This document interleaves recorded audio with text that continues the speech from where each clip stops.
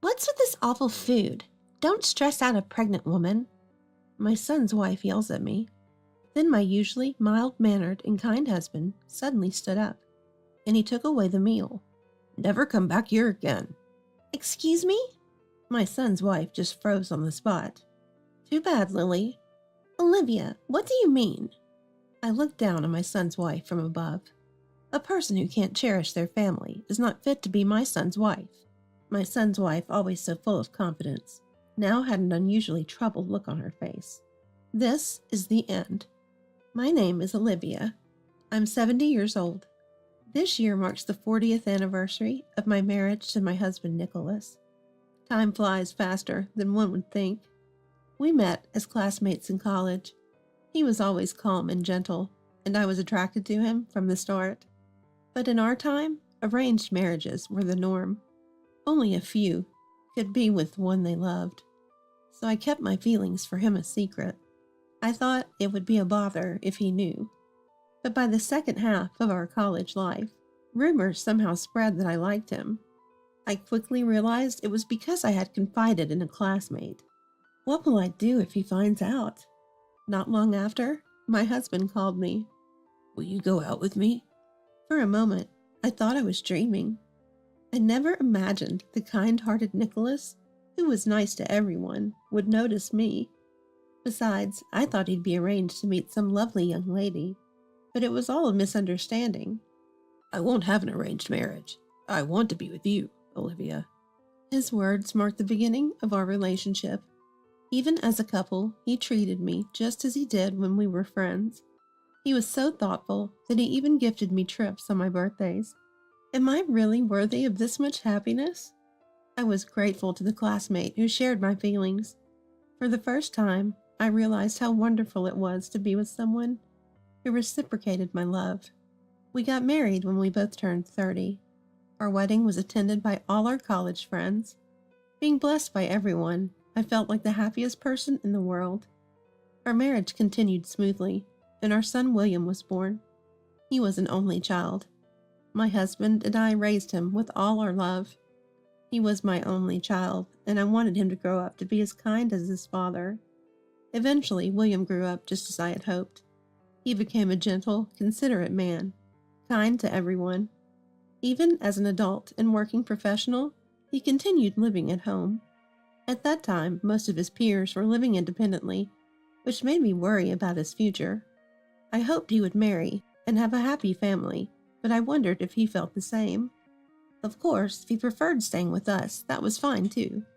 I knew we had to respect his decisions. My husband, ever so kind, chose to watch and wait. It's William's choice. He didn't interfere much. William continued to live with us until he turned 40. He was serious about his work. On his days off, he prioritized family and always took care of us. Maybe it's fine to stay together as a family. I began to think that way. Just the three of us living peacefully might be enough. But then, my son made an announcement. I'm getting married. We were surprised by his sudden news. Congratulations! Thanks, Dad and Mom. I'll work hard to build a family like yours. Be happy. I wondered what kind of person my son's wife would be. I looked forward to meeting her. Her parents would also be there at the introduction. Finally, the day arrived. Nice to meet you. My son's wife's name was Lily. She was tall and had a cool demeanor. The in-laws, on the other hand, were both smiling and seemed kind. We're looking forward to being a family. They greeted us with a smile, making us smile too. I thought we could get along well with them. That's when it happened. William's parents are like grandparents, huh? My son's wife suddenly interjected. What are you saying? The in-law scolded my son's wife. Well, I just thought they'd be younger. Y'all are old too. Initially, it seemed the in-laws were older than us. So isn't that an inappropriate way to talk to parents who raised you? I struggled to contain my anger. My son and his wife decided to live together in an apartment. For the first time, I felt a sense of loneliness, being apart from my son. But this is the happiness my son, now over 40, has finally found. I decided to quietly watch over him. That's what I thought. However, our peaceful life was soon to be disrupted. First, my husband seemed to take a liking to my son's wife. I was surprised he could like someone who spoke to us like that at our first meeting. When I asked him, "It's better to have someone who speaks their mind clearly," he said. I felt a bit bad, recalling how timid I was when we first met. I even wondered if he actually preferred someone assertive like my son's wife. But since they lived apart, I thought we wouldn't have to interact much. Hopefully they can live peacefully. We, the couple in our 70s, don't have time to worry in the remaining years of our lives. Though my son left home after getting married, he surprisingly returned home frequently. Initially once a week, then gradually increasing to 2 or 3 times. At first, I was happy, as only my son returned. He would bring food and even help clean the house. Despite being busy with his own home, he cared for us, which was heartwarming. I was happy to have such a good son. But then one day, his wife started coming with him. "She's family now, so I want Lily to get along with you, Mom and Dad." It seemed my son was considering us and his wife. My husband, who initially liked her, was pleased. But for me, it was somewhat annoying. I couldn't change my first impression of her disdainful attitude. My husband didn't seem to mind, but it always bothered me. My son was trying to connect us. I didn't want to dwell on it forever. And perhaps she might be a nice person after all. I waited for them that day. "We're home," my son returned. But what his wife said next shocked me. "Ew, it's dirty." Was she talking about the entrance? I was sure I had cleaned thoroughly, but was there something dirty? "What's wrong?" As I went to check, my son's wife said to me, "William's house is always dirty, isn't it? Maybe because y'all are so old." It was clearly a jab at me. Our house is old, indeed. It's the house we built right after we got married, over 40 years ago. It's true that it has become older and dirtier over the years, but is it appropriate for her, my daughter-in-law, to say that to me? When I got married, I treated my mother-in-law as my own parent. Without her, my husband wouldn't have been born, and we wouldn't have met. Plus, she was very kind like my husband. I realized quickly that it was her upbringing that shaped my husband, so I respected her. But what about my son's wife? She doesn't treat me with the respect due to a mother-in-law and talks to me as if I'm a friend. I often hear that wives should be like friends nowadays, but something is different with her. She fundamentally lacks manners. It's rude to talk about age to someone you've just met, and she's too assertive towards us. "Your house is like a haunted house, huh?" "Well, it's an old house." My son responded to his wife with a smile. He seemed unaware that he was being ridiculed. In crucial aspects, my son grew up to be oblivious. This might lead him to be completely under his wife's thumb. My fears were becoming a reality. "Could you get some coffee?" "I'll prepare it right now." "Ew, this is terrible." "I'll get you another one." My son's wife thoroughly bossed me around. She acted as if it were her own home, not her in-laws. I appealed to my husband with my eyes, but he didn't even glance my way. My son's wife complained about the coffee I served. Did I replace it 5 times? Not wanting to waste the coffee, I secretly transferred the replaced coffee into another container. "All right, this is passable." Finally, my son's wife seemed satisfied, but not a single word of thanks. Am I just a servant? And despite me being treated like this, my son and husband don't even try to help. Both are enamored by my son's wife. It's frustrating how they both seem to like similar types of people. Even if she were my age, she's definitely not the type I'd want to be friends with. "We're going back to clean our house now." After complaining for a while, my son's wife seemed content and finally left with my son. I was genuinely relieved they had gone. After they left, I thoroughly disinfected the cups and plates she used. I instinctively felt repulsed by my son's wife. I know I should get along with her since she's my son's wife, but instinctively, I don't want anything to do with her. I can't discuss this with my son or husband, since they both like her, so I discreetly disinfect everything she's touched, to ease my mind. That was the only way I could vent. My son and his wife continued to visit 2 or 3 times a week. Despite having a beautiful apartment, they mostly spent time at our house. Today she talked about her family. "I'm the middle of 3 sisters, Sick of parents who only dote on my elder and younger sister. Most of it was complaints. Her elder and younger sisters went to good universities, but she, being the middle child, only graduated from a local junior college. She always seemed dissatisfied with her parents favoring her siblings. But I think they loved Lily too. My son tried to reassure her. I agreed with him. If her parents didn't care for her, they wouldn't have smiled so warmly at our first meeting. When I shared this with her, she suddenly got angry. I didn't ask for your opinion. Can you just be quiet? I intended to be thoughtful, but it only made her uncomfortable. I really felt like nothing more than a servant, and being called you was particularly shocking. I realized she never called me Olivia since marrying my son. The thought of being just you to her felt empty. After venting her frustrations, she seemed satisfied and left. Then I meticulously cleaned the chair she sat in. As I polished the chair, tears started to flood from my eyes. Why do I have to endure this? What about me does my son's wife dislike? It's not just me. She behaves the same way towards my husband and son, and even her own parents. Does she have anyone she can open her heart to? I started to feel sorry for her, but remembering what she does, I couldn't help but be angry. I honestly didn't want to associate with a wife who treats our family like servants and calls us you. However, the frequency of their visits increased, and they eventually spent every weekend at our house. No matter how badly my son's wife behaved, my son and husband just laughed it off. Like my husband, my son grew to be oblivious. Their kindness is great, but it can be exploited by the wrong people. For the first time, I was angry at my son and my husband. One day, we received news that my son's wife was pregnant. Though it should have been happy news, I had mixed feelings. We need to go shopping for clothes. Yes. What would be a good gift? My husband was overjoyed about the arrival of his first grandchild. Every time we went shopping, he would stop at the baby section to buy something. Thinking of it as my son's wife's child, I couldn't genuinely feel happy. I always worried if the child would grow up to be mean and domineering.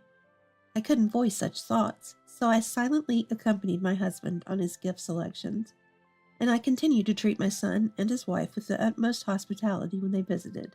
I just wish they could be a bit quieter. It's not a party hall. I felt increasing irritation towards my still domineering son's wife and my inability to be genuinely happy about the grandchild. Then an incident occurred. Olivia suddenly came to our house to give birth. Of course, I hadn't heard anything about this. My son was carrying a lot of his wife's luggage. Pregnant women need to eat nutritious food. In the sudden turn of events, I prepared a meal using what I had. It turned out delicious. I then took it to my son's wife. She still had a stern expression as she tasted the food. Ugh! She spat out the food immediately. What's this awful food? Don't stress out a pregnant woman. I didn't mean to. I was shocked to be spoken to like that, even though my cooking didn't suit her taste. I had tried my best, considering she was close to giving birth, but then an unexpected person appeared. My usually gentle and kind husband suddenly stood up and took away the dishes. What happened? I was surprised by my husband's sudden action. He looked coldly at my son's wife and said, Never come back here. My son's wife was stunned. She probably never expected to be spoken to like that. My husband had always been very kind to her. She must have completely trusted that he was on her side. You mean me? Never come back? She timidly asked my husband. That's right. I won't tolerate anyone who looks down on my wife. What? My son's wife was defiant. You're on my side, right? She addressed my husband as you as well. I was utterly disgusted by her attitude. Enough already, I yelled, and then the doorbell rang. Who could it be at this time? It turned out to be my son's wife's parents. We're sorry for the sudden visit. Her in-laws had come unexpectedly. They looked dismayed seeing her. So you were here. Why are you here? My son's wife was still defiant. We came to take you back. What? I explained everything to the in-laws. Surprisingly, they didn't even know about the pregnancy. We're sorry. She hasn't contacted us since the marriage. She hadn't reached out to them even once after getting married. They must have been quite upset. Her parents seemed regretful, admitting they might have favored the other sisters.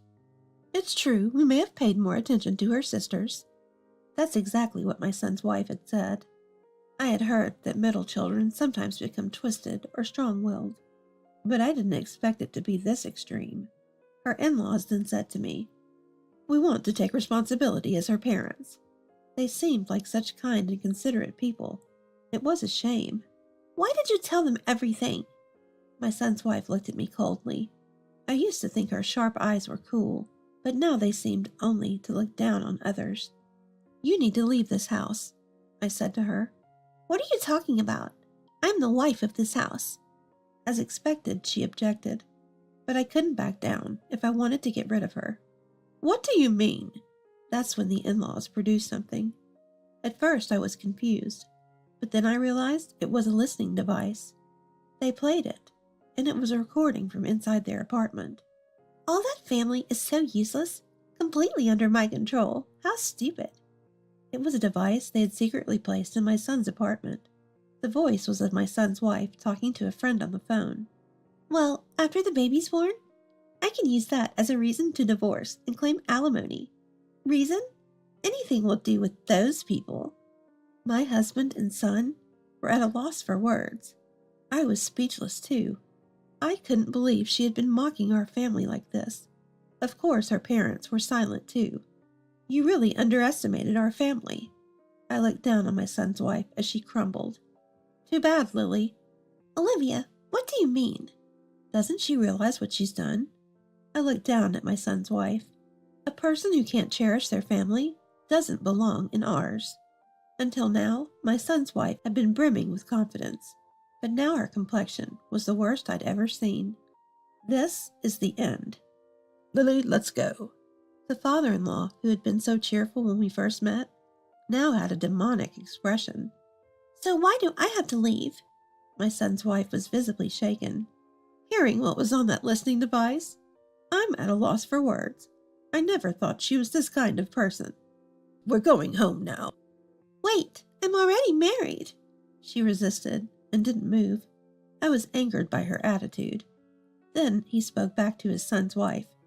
"Don't you even appreciate being raised?" I understand that you felt lonely because your parents paid more attention to your elder and your younger sisters." I slammed the table. "But they still came to see you. They've always been worried about you."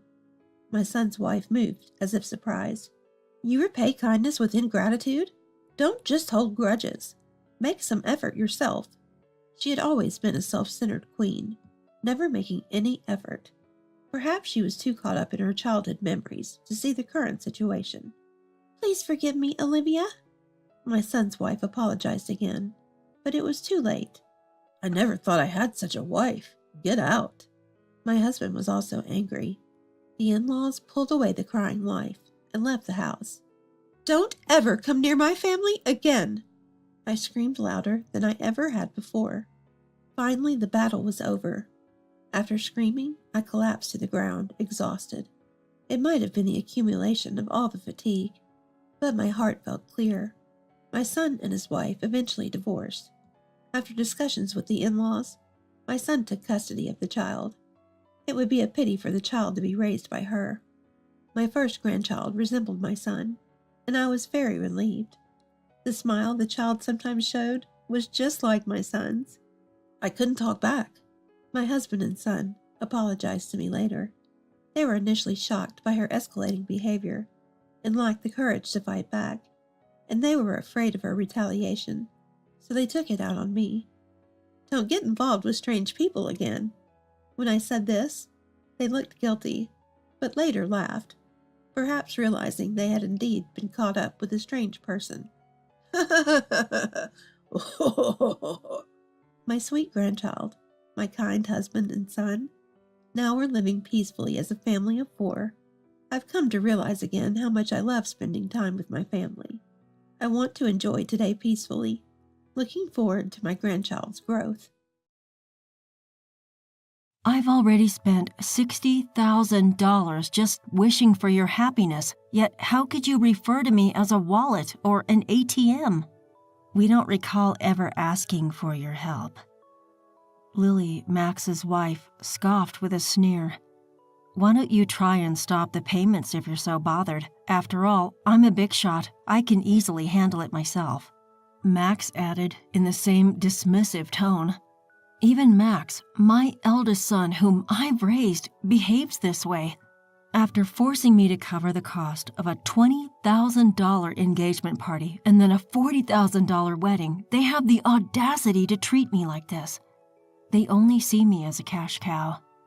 I must have made a mistake raising my son. I'll never let them push me around again." "I've heard you loud and clear. Are you sure about that? You know we won't let you see your grandchild, right?" Max threatened. "You don't have to. I'd be more than happy to stop the payments." From here on out, it was a steep fall for Max and Lily, who had been treating me like a money tree. My name is Chloe. I'm 56 years old. I've been struggling alone ever since my husband passed away 12 years ago. Between my job and raising my 2 children, I've always had my hands full. I'm currently an executive at a decent company that I've been with since before I got married. To the outside world, I guess you could call me a career woman.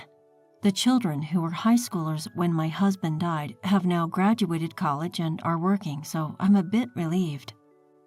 I just wish they'd settle down and start their own families soon. While contemplating these thoughts, I lived alone comfortably in the condominium that I used to share with my children.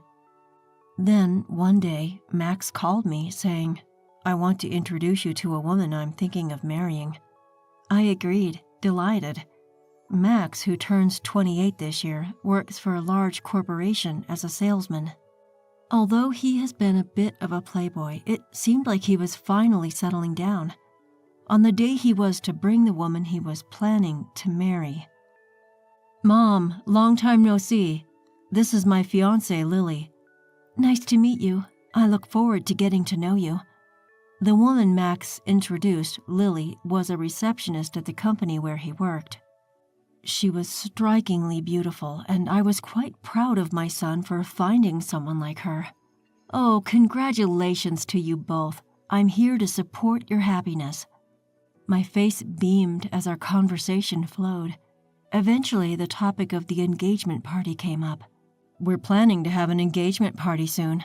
I need to start preparations then. Mom, could you cover the $20,000 cost for the engagement party?" I was taken aback. I thought the average cost was around $10,000. However, seeing their happy faces, I couldn't refuse and agreed. Of course, it's a happy occasion. Later, my eldest daughter, Mia, came to visit. "Mia, how's work going?" "The deadline was yesterday. I'm managing well, so don't worry." Mia is a manga artist. While she hasn't had a big hit yet, she has had her own series and manages to make a living. She's always been good at drawing and loves manga, so it might be the perfect job for her. By the way, Mom, Max is getting married, isn't he? Yes, he came by the other day with his fiancée, Lily, to introduce her, and they've asked for $20,000 for the engagement party. Wow, $20,000 is a hefty sum for sure. It's not like that. But apparently they're going to split it for their wedding funds and to send gifts of gratitude. Is that how it works? And so, on the day of the engagement party, I gave them the promised $20,000. Both Lily and her parents looked delighted. "We'll use this to start our new life together," they said, putting away the $20,000. There were no gifts of gratitude that I expected, but I reminded myself that this is what engagement parties are like. As long as they could have a happy marriage, it was okay. But a few days later, Max dropped a bombshell. "I want a grand wedding with lots of company and connections invited, maybe around 250 people." That sounds wonderful. "And with that, Mom, I'd like to ask you to cover the upfront cost of the wedding." "What? I have to pay?" I was under the impression that weddings were funded by the couple themselves. "I'm counting on you, Mom. It's pretty standard for parents to pay for the wedding." "But didn't I give a lot of money for the engagement party?" "Lily's parents are frail and can't contribute, and I'll give you back the wedding gift." Reluctantly, I opened the bill Max had brought. To my shock, the amount was $40,000. The idea of this much upfront cost made my head spin. How large a wedding were they planning? Wait a minute, isn't this a bit too much? Why not have a wedding within your means? It's a once-in-a-lifetime event, and Lily doesn't want to compromise. Plus, don't you want Lily's parents to see how happy she is? Being cornered like that, I couldn't refuse. All right, it's indeed a joyous, once-in-a-lifetime occasion. Seeing my consent, Max smiled and said, "Thank you," before leaving the room. Later, I transferred the upfront cost of $40,000 to the wedding venue. It was hard to use the money I had been saving for my retirement, but I told myself it was for my child's happiness. Then, 2 months later, on the wedding day, the wedding venue was more luxurious than I had expected. Mia and I had arrived early in the morning to change into our dresses and get our hair done. When I was about to knock on the bride and groom's dressing room door, I overheard their conversation. "I can't believe we're able to have such a lavish wedding thanks to Mom." "Absolutely, and she gave us $20,000 for the engagement party. I even managed to buy a new bag. What a great wallet." "More like an ATM. Let's keep withdrawing from it." "Max, that's mean." Stunned, Mia and I continued to listen.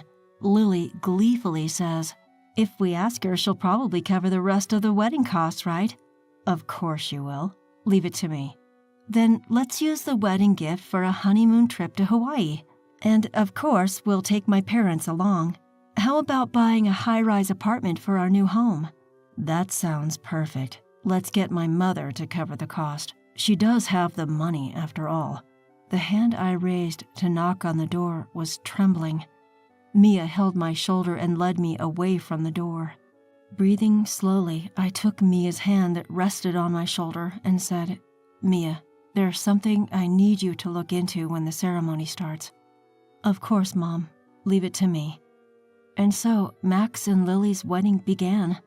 Their vows in the chapel, the toast at the start of the reception, all I could think about was the conversation the two of them had earlier. "Presenting the groom's mother, Chloe." Even as the MC introduced me and the spotlight fell on me, all I could muster was a bow. Mia, who'd been making the rounds toasting, came back.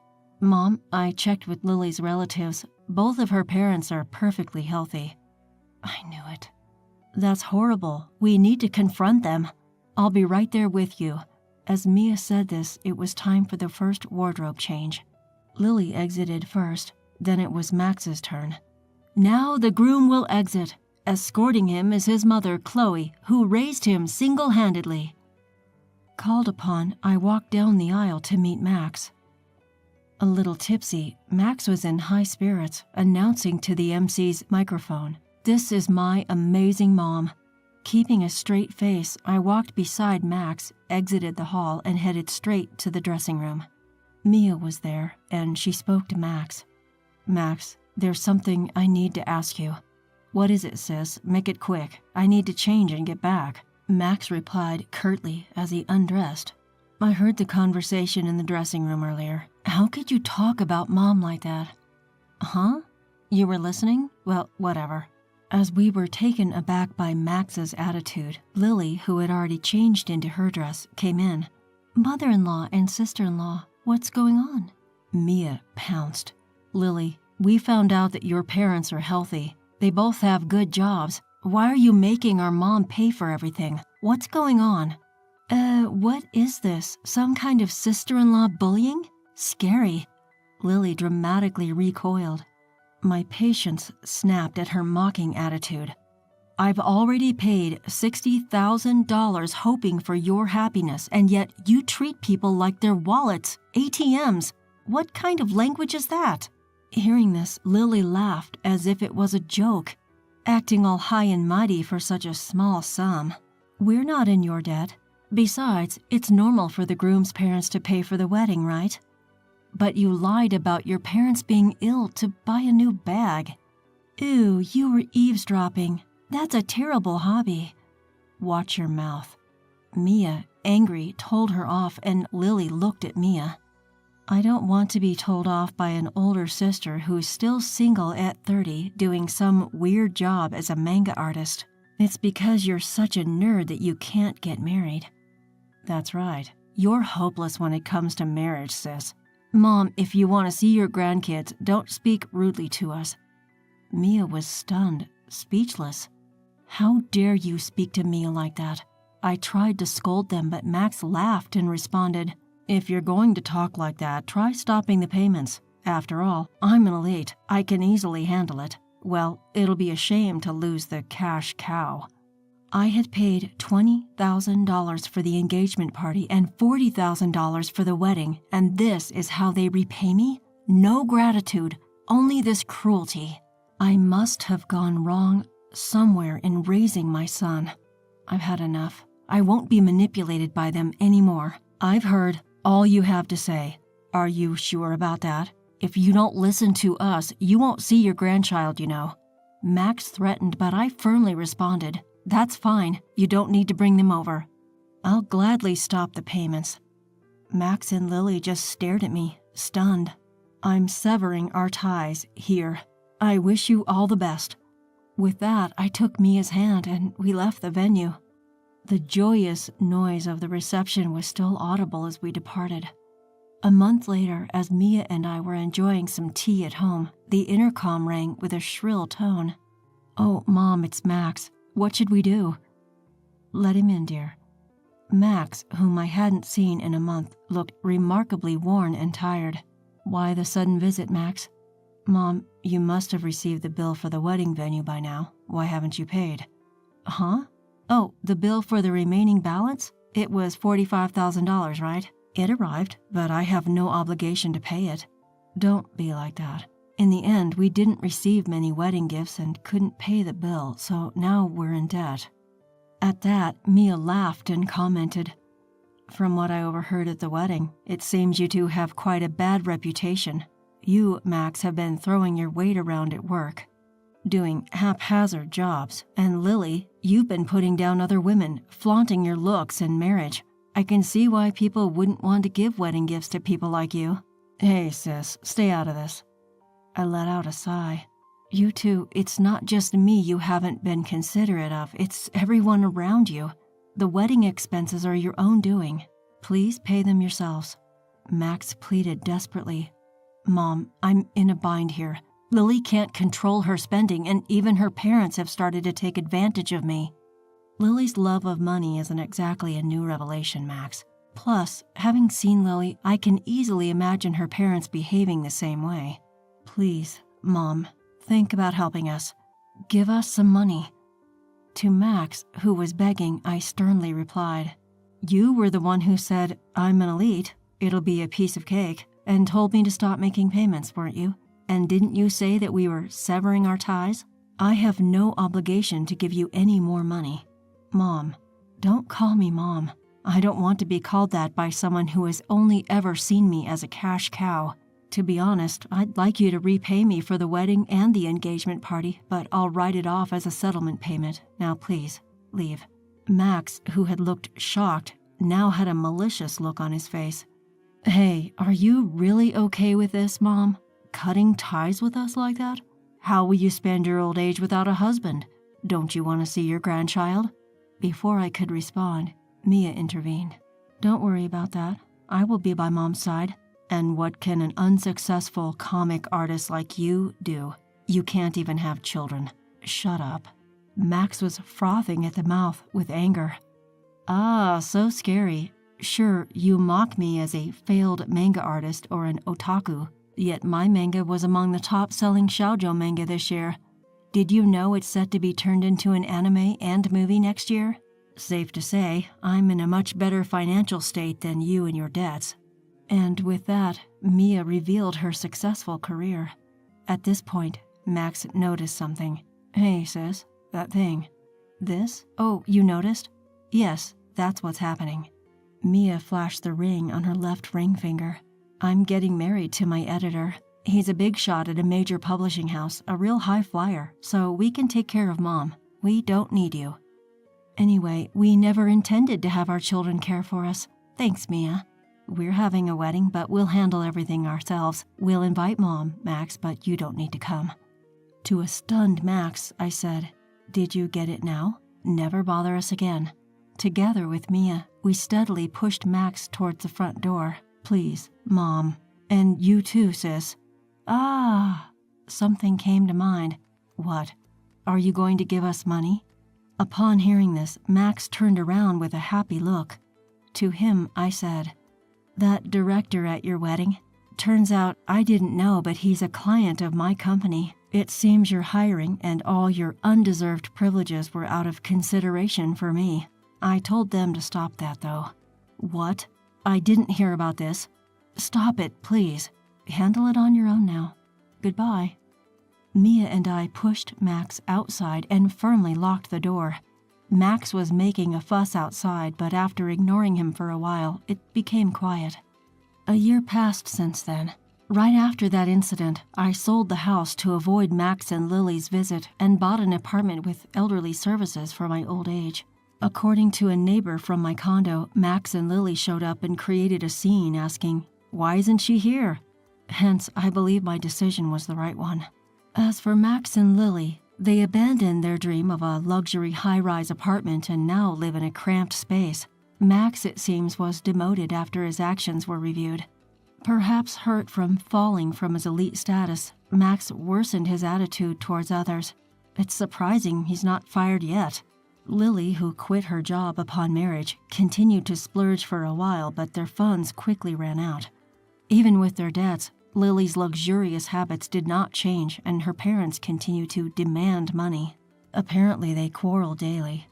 I hope the two learn the hardship of earning money and appreciate the people around them and grow up.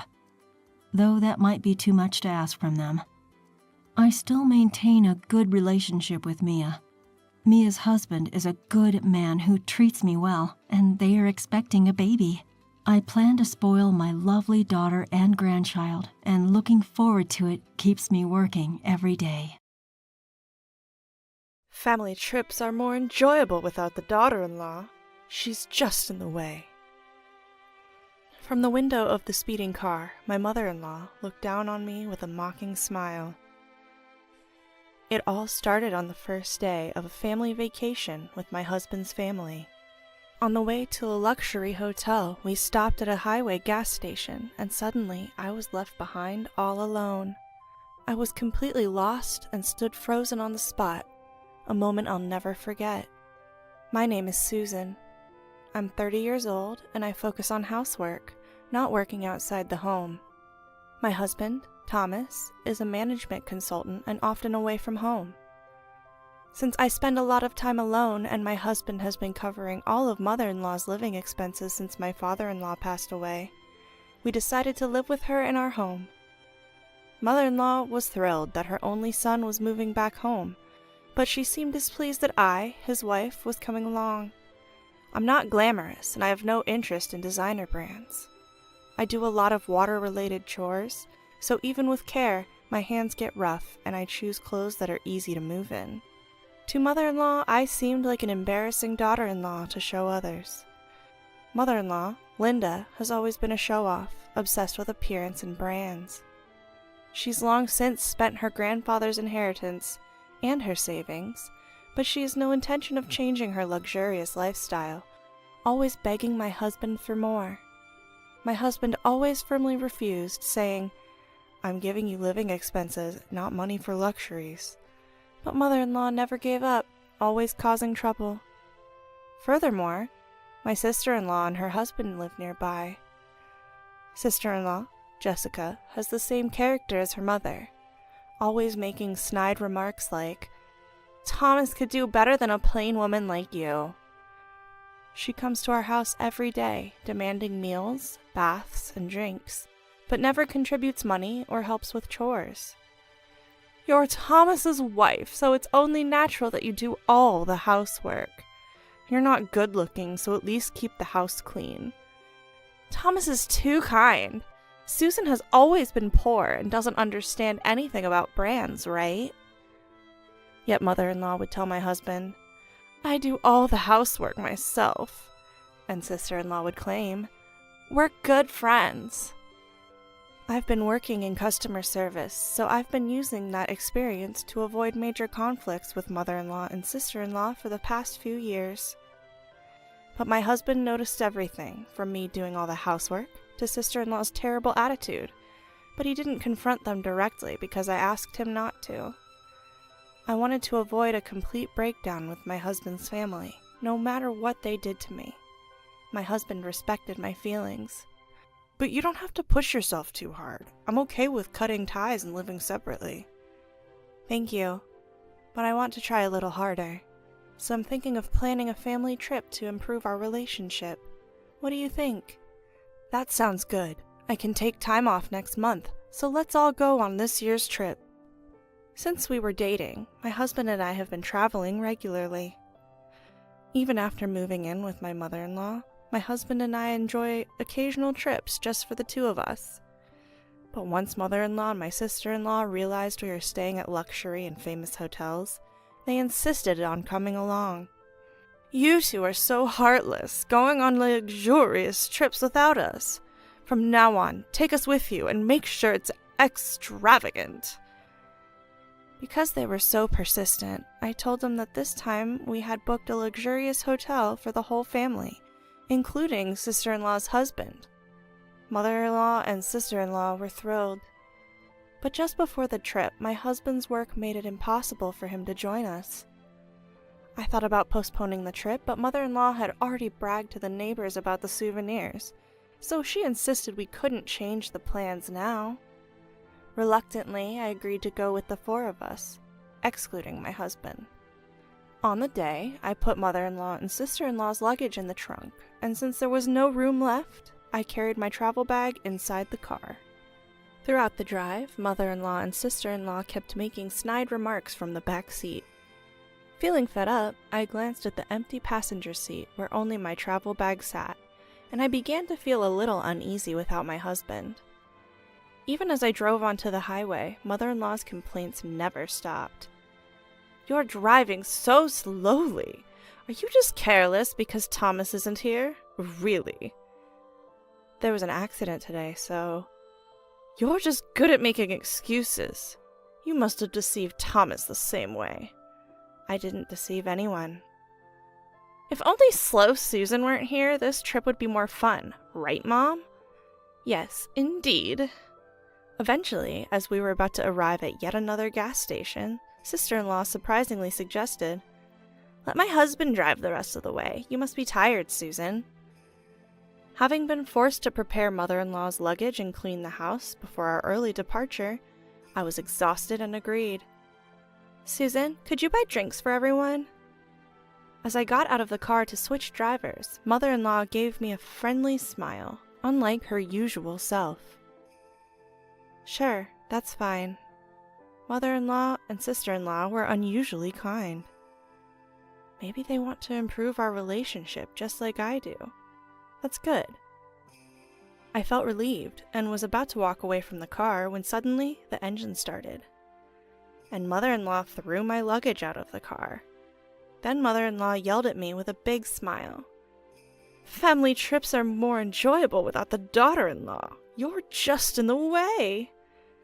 I stood there, watching the car drive away, leaving me and my travel bag behind. I was completely lost and stood still for a moment. I will never forget the words mother-in-law said to me at that moment. Finally, I realized that no matter how much I did for mother-in-law and sister-in-law, it was all in vain. Reaching for my travel bag left in the parking space, my vision suddenly blurred. Surprised, I ran to the restroom, covering my eyes with a hand towel, and tears began to flow uncontrollably. I don't remember how long I was there, but I noticed a call on my mobile phone and checked the message. It was from my husband, who had finished work early, expressing concern about the trip with mother-in-law and the others. While I was reading the message, my husband called. "Thomas, I'm alone at a highway gas station right now." "What? What happened?" Hearing his voice, I couldn't help but cry again. He patiently listened to my explanation without rushing me. I'm really sorry that Mom and the others did this to you. I'll come pick you up right away. I'm sorry this happened. Why are you apologizing, Susan? Because I wanted to get along with your precious family, and I couldn't. I want you to tell me how you really feel. Do you still want to try to make things work with Mom and the others? Right now, I can only think that it's too difficult. I see. I'm sorry for what my family did. I'll handle the separation and everything else with Mom and the others. But is it okay for you to leave your feelings as they are? My feelings? You've been holding back from me all this time, haven't you? Thinking back, I realized that I had always been holding back. But I had been angry with my unreasonable mother-in-law and insensitive sister-in-law all this time. Yes, I can't be with those people. I absolutely hate it. Expressing the anger I had been suppressing felt surprisingly refreshing. You can do whatever you want from now on, Susan. I'll take care of the rest. I understand. No matter what happens, I won't let them anymore. I made that firm resolution. A few hours later, my husband came to pick me up at the gas station. Being with him made me naturally smile, and I realized how calmly and happily we could spend time together, even though we were traveling the same distance. I couldn't help but grin a little, even though I felt bad for my worried husband. Thanks to his thoughtful care, I was able to rest well when we got home. The next day, my husband made a surprising proposal. I've narrowed down the options for our new home to places near Susan's parents' house. What? What's going on all of a sudden? I want to make sure we're not bothered by Mom and the others, so let's finish moving during the 3 days of the trip. Will it be difficult for you to move, Susan? My careful and planned husband would never do something so sudden. I felt that he was quite angry inside, but he had a lovely smile for me.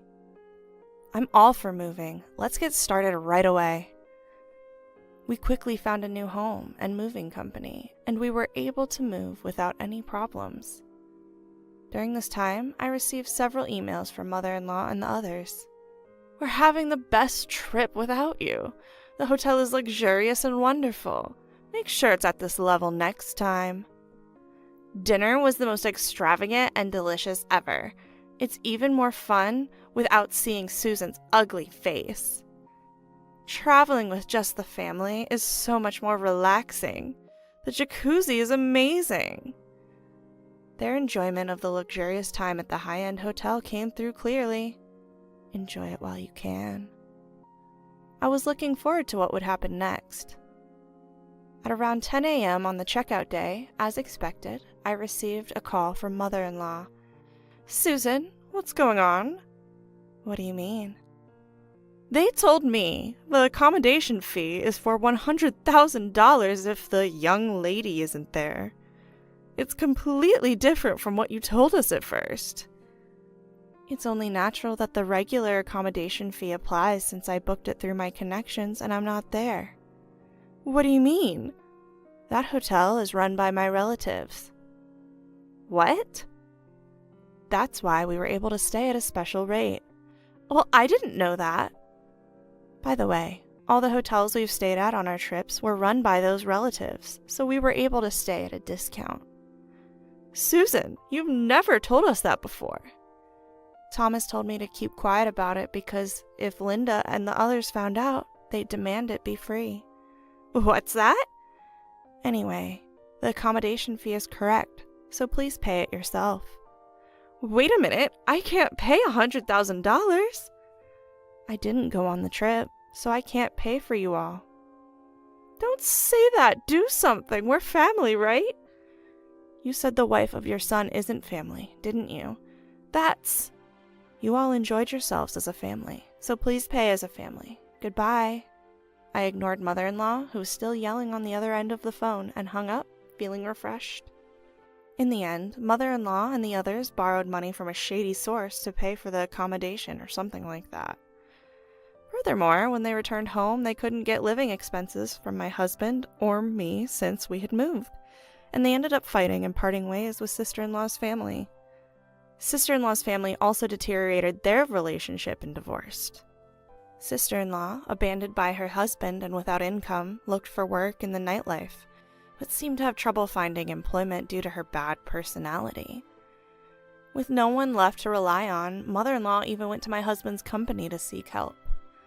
At that time, mother-in-law looked older than her age, with hollow eyes, a haggard face, and dirty clothes. Even when she was crying and begging in the company lobby to live with us, my husband firmly declared a break in relations. After that, mother-in-law ended up working exhaustively at a terrible live-in job. Several years have passed, and now we have a lovely child and are living very happily. We are planning to stay at that luxury hotel we couldn't go to before, just the three of us, as a family. The hotel owner's relative invited us because they want to meet our child. We are looking forward to it very much. One day, I came home to find my room completely empty. What the heck is going on? Behind me, I heard a triumphant voice from my sister-in-law. Childless, unproductive old woman like you can do nothing but stand in my way. Get out. Sister-in-law was trying to move me out and take over my parents' house. I was single. That is ridiculous. I'll thoroughly investigate your wicked scheme. My name is Catherine. I'm a single 40-year-old office worker. It's not that I've never met someone good, but for various reasons, I ended up never getting married. Sometimes I feel lonely, but, well, that's life. I've reached the age where I can accept that marriage isn't everything. Being single is indeed carefree. Plus, there's a matter of taking care of my parents. I have one older brother, but he lives far away from our parents' home. My brother left our hometown to pursue his career, and since our father passed away 3 years ago, my mother had to live by herself. Living not too far from my parents' home, I became concerned about my elderly mother and decided to take the plunge and live with her. Now it's just the two of us, 2 women, enjoying our peaceful days. However, my mother, whose mind is still sharp, broke her leg a year ago and has become disabled. She has difficulty walking with a cane, and she mostly moves around by car or wheelchair. She's somewhat disabled in the house as well, and has become in need of care. Because I am single and able to live with her, she has been taken care of. If I were married and living elsewhere or living far away, it would have been quite difficult, so I guess it's been all right that I'm still single. Yeah. That said, while I'm content with my life, there's someone who's not happy about it. My sister-in-law. My brother married a woman who is much younger than him. So even though she is a sister-in-law, she is younger than me in her early 30s. A young sister-in-law. My brother's family lives far away, but they come home for the holidays like Christmas and summer vacation. However, for some reason, every time they visit, the sister-in-law is harsh towards me. This past Christmas, when my brother's family came to visit us, the sister-in-law came over and whispered in my ear, "Catherine, still mooching off your parents, I see." What? No, I'm not exactly mooching off them. Living at your parents' home at 40 years old and being single, if that's not a parasite, I don't know what is.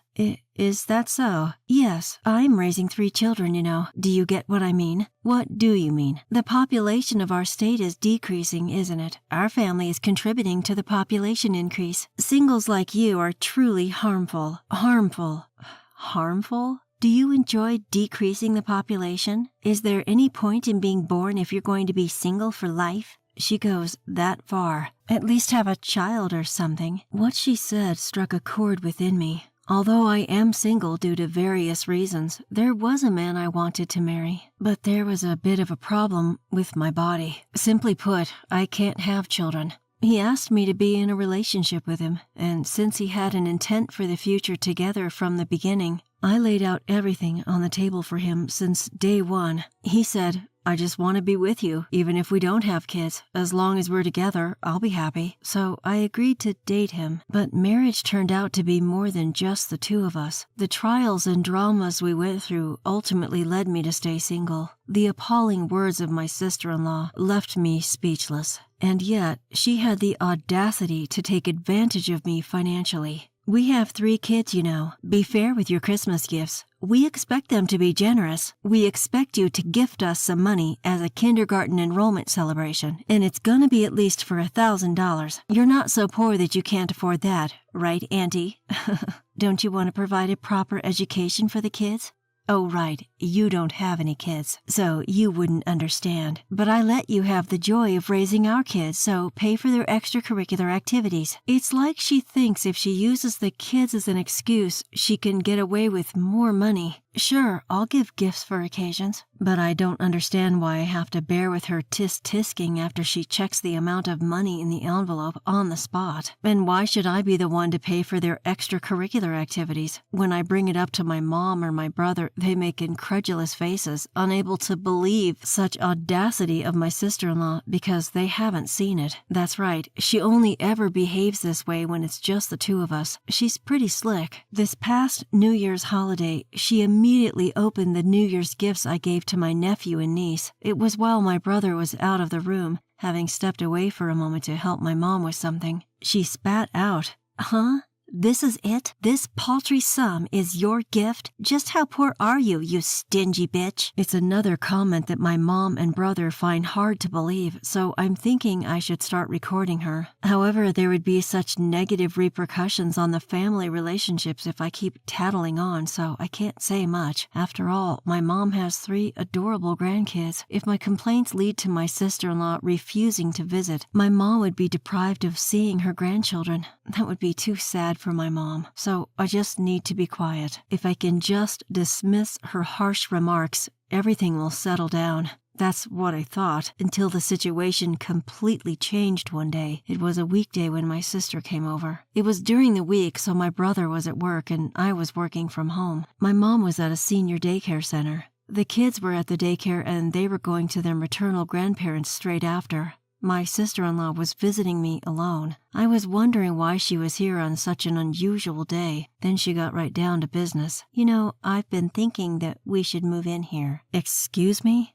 Talk about a bolt from the blue. What on earth is she trying to say? You mean move in? That's what I said. We've been thinking of moving in here. Who's we? Our family. Where exactly? Don't make me repeat myself. Into this house. Why? Because I'm pregnant with our 4th child. What? In my brother's family, they already have 3 kids. The oldest is in early elementary school, the middle one is a kindergartner, and the youngest just started preschool. Even though they already have 3 kids, they're having a 4th. I can't help but be impressed. However, they currently live near the sister-in-law's parents' house, so they probably get help with the kids like today. If so, what's the advantage of moving over here? John's gonna be transferred here, that's why. John is my brother. Oh, I remember my brother mentioning something like that. Apparently a branch office is going to open here in our hometown. Who wants to go to the branch office?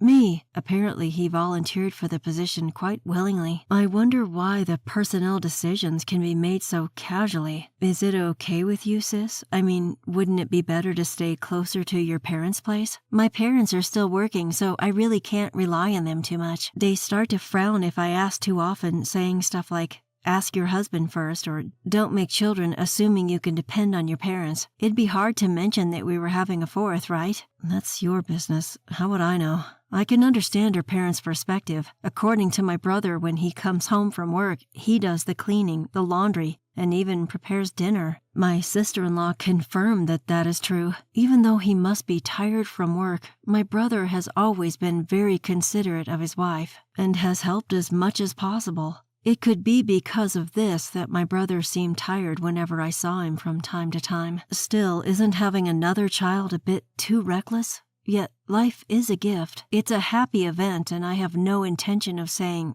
why not just stop having kids? But why are they planning on moving in with us? I must have looked puzzled, my sister-in-law continued. It's a hassle to deal with my parents, and where we live now is just too remote from everything and too inconvenient. So instead of letting John live and work by himself here, we thought it would be nice for all of us to move in. Well, there are a lot of daycares for kids here, right? So, Catherine, could you please move out soon? Excuse me? Once again, I'm taken aback. What the heck is my sister-in-law saying, for God's sake? As far as moving in, let's discuss that with my mother and brother, but why should I be the one to move out? Think about it. We're going to be a family of 6 soon, right? That's true. So isn't this house going to be too small? Well, that's true. Well, I suppose so. That's why I'm telling you to get out. No, I don't understand what you mean. Having 6 in the family is a lot, but it's not impossible for 8 of us to live together, including my mom and myself. Of course, when the kids grow up, it's impossible for all of them to live in an individual room, but I didn't think there was any point in worrying that far ahead. My sister-in-law, annoyed by my increasing confusion, raised her voice. I mean, come on. You're in the way. You, an old woman, can't even have kids. For our sake, get out. What? Oh, and don't move too far away, okay? You're still going to have to look after our kids. What? After ranting, she added, get out of here soon, and then went home. This needs a family meeting, yeah. That night, I told my mom about what Susan had said and called my brother. My brother told me that he'd arrange a separate house for his family. Sure, I've been traveling a lot for work, and I think it's been tough on Susan. That's why we were living near her parents' home in good old Nebraska. But is she really so bothered by the countryside? On the other end of the phone, my brother sounded confused. There was still something that was perplexing, but her idea of moving into our home was temporarily dropped. Well, that was supposed to be the case. One day, after a stretch of working from home, I went into the office for the first time in a while. My mom was away from home, staying overnight at the daycare. Exhausted from work, I came home to get stunned. What? My room? Everything's gone. Believe it or not, my room was empty. All of my belongings were gone. What is this? What's going on? This was undeniably my own home, yet my room was missing. To be precise, my stuff was missing. Where are all my favorite things? I threw them away. All of them. I was screaming in shock when a sudden voice came from behind me, making my heart skip a beat. When I turned around, there was Susan. Susan, what are you doing here so late? Shut up, you'll wake the kids. What? The 3 kids are here? Until the beds arrive tomorrow, they're sleeping on the living room couch. I rushed into the living room where my nephews and niece were sound asleep. What's going on? Looking at me, completely stunned and at a loss for words, Susan laughed and said, You wouldn't leave the house, so I had to resort to drastic measures. I'm not leaving. I've already talked to my brother about this. Do you think you can just do whatever you want? Don't you have any idea how many people you're inconveniencing? Who's the one doing whatever they want here? I'm the one inconvenienced. I really wanted to get those words out of my mouth, but I held my tongue because the kids were asleep. My sister-in-law, Susan, ignores my considerations and loudly declares, Who cares what your mother or brother says? If you move out and our family moves in, those 2 wouldn't oppose this idea for sure. What happened to my stuff? I had a junk removal service take it all away. No way. Did she really throw out all of my precious things, including my photo albums? This is unbelievable.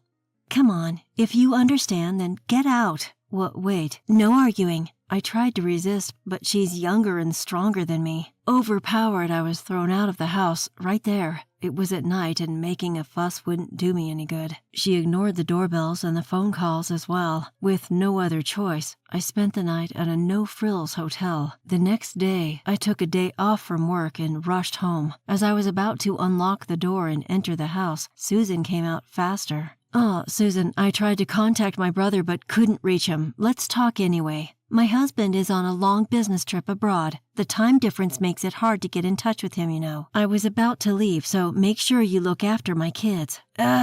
Susan! Leaving me in shock, she left quickly. She was all dressed up and everything. With no other choice, I looked after the 3 kids and had a bitter expression when I welcomed my mom home in the evening. Mom, isn't this a bit much? Yes, it's a bit much to ignore John's opinions and be so forceful. Leaving the 3 kids and going out is unbelievable. If she wanted to leave the kids with someone, her own parents would be the best option. Yes, what are the real benefits of living here? Speaking of which, she went out quite dressed up. Really? There might be a clue in that. Agreeing with my mother's words, I immediately requested an investigation from a private detective. A month later, I now live in a 1-bedroom apartment as a temporary residence, which I had to find in a fluster. My room in my parents' house has been completely remodeled by Susan, and it's nowhere near what it used to be. John was furious, saying, "Don't do as you please," but she seemed to argue that once they moved in, it'd be their place. And she also seemed to say things like, "You're often away from work, aren't you? I thought it'd be nice for the family to stay together, so I came along. Raising children is really hard.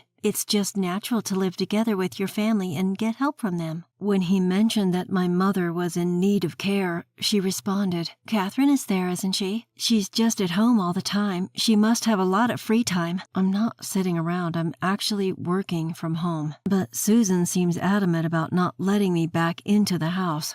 Don't you dare think you can get away with this bullshit forever. We're gonna have a talk. With that assertive statement from my brother, a family meeting was held today. "Why so sudden? I'm pregnant. Let's wrap this up quickly, okay?" Susan grumbled as she rubbed her still not visibly pregnant belly. Ignoring her, my brother, Mom, Susan, and I, 4 adults, huddled together in the living room. By the way, we've left the kids at a weekend daycare. First off, Susan, please apologize for disposing of my belongings without my permission. At my words, Susan scoffed and said, "It's your own fault for not moving out sooner," without an ounce of hesitation. "People like you who can't even have kids should just live in a run-down apartment." Yes, it's true that I can't have kids, but I was living together for Mom's sake. "But your mother-in-law would be happier living with her grandkids than with you," Susan said, looking at my mom. My mom replied, "Of course I'd be happy to live with my grandkids," but hearing this,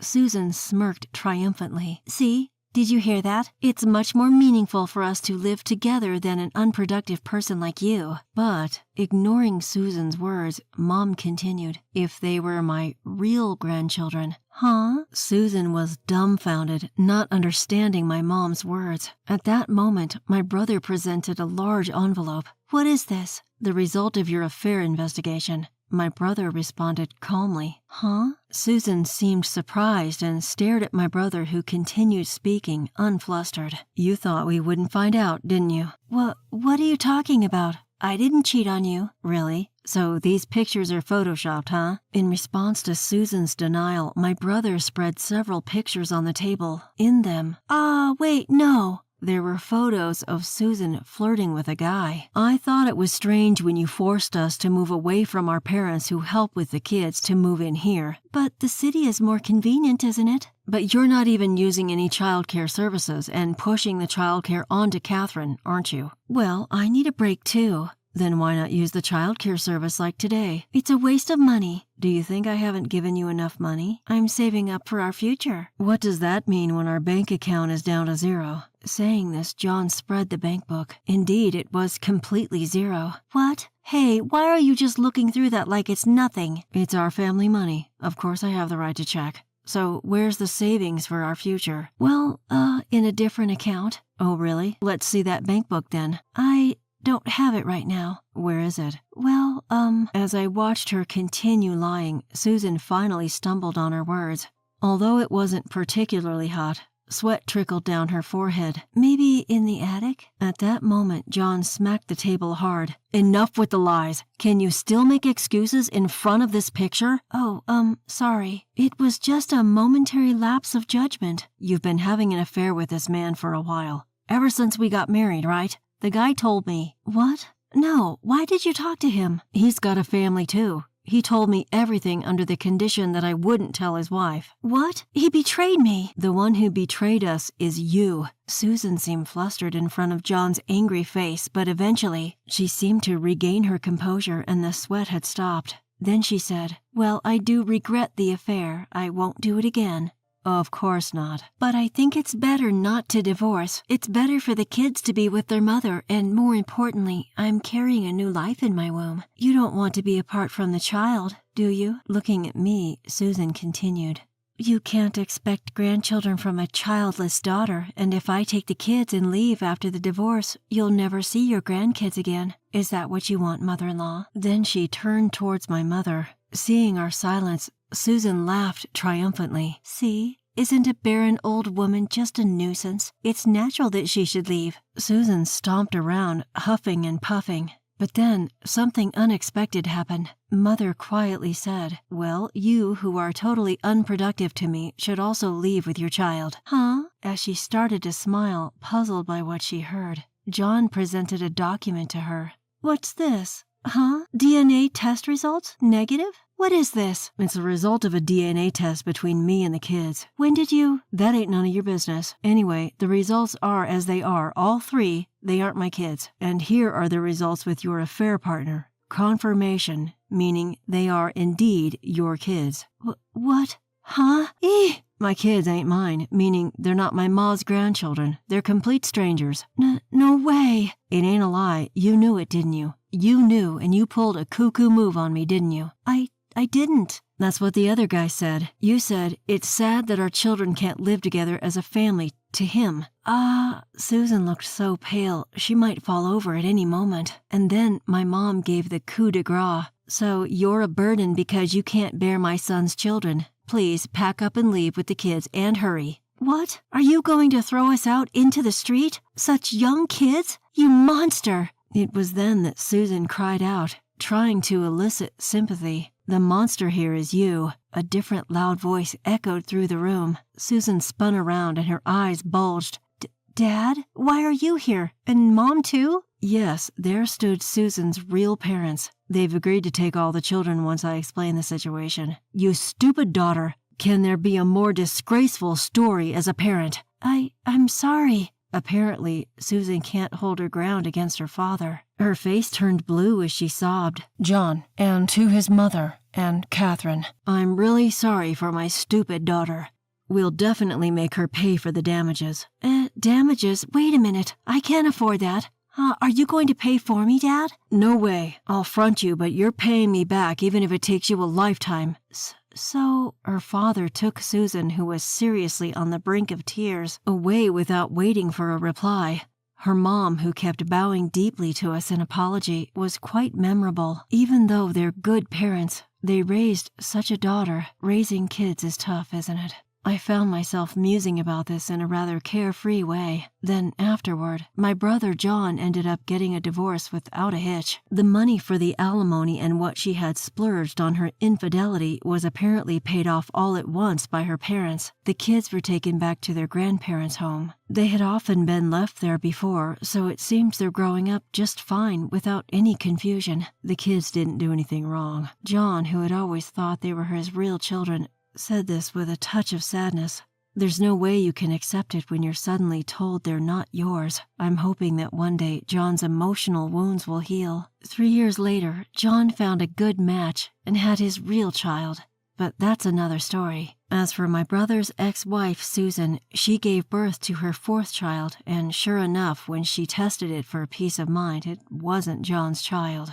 Under strict supervision of her parents, she seems to have been working like mad from morning till night for a while, but she seemed to continue her relationship with her lover undeterred. In the end, her affair was also exposed to her lover's wife. After the huge fight, more alimony was incurred, and it seems she was kicked out of the house by her parents. No one knows what became of her after that. As for me, I'm living peaceful days while taking care of my mom, same as always. In fact, the personal items she disposed of were all retrieved on the same day by contacting the waste disposal company. On such a peaceful day, a familiar face appeared before me. It's been a while. The person smiling before me was the guy I once thought of marrying. I couldn't forget about you, and I have been single all this time. Even my parents finally gave in. They have a rather selfish reason. My brother got married and had a child. They told me I could do as I please about marriage. Caught off guard, he presented me with a ring. It may be too late, but I can't think of anyone but you. I want to help you take care of your mother, so could you please marry me? Unable to hold back, my face crumpled in tears. Without hesitation, I jumped into his arms, where he held me with a gentle smile. You just stay home all day, right? Tired from just cleaning?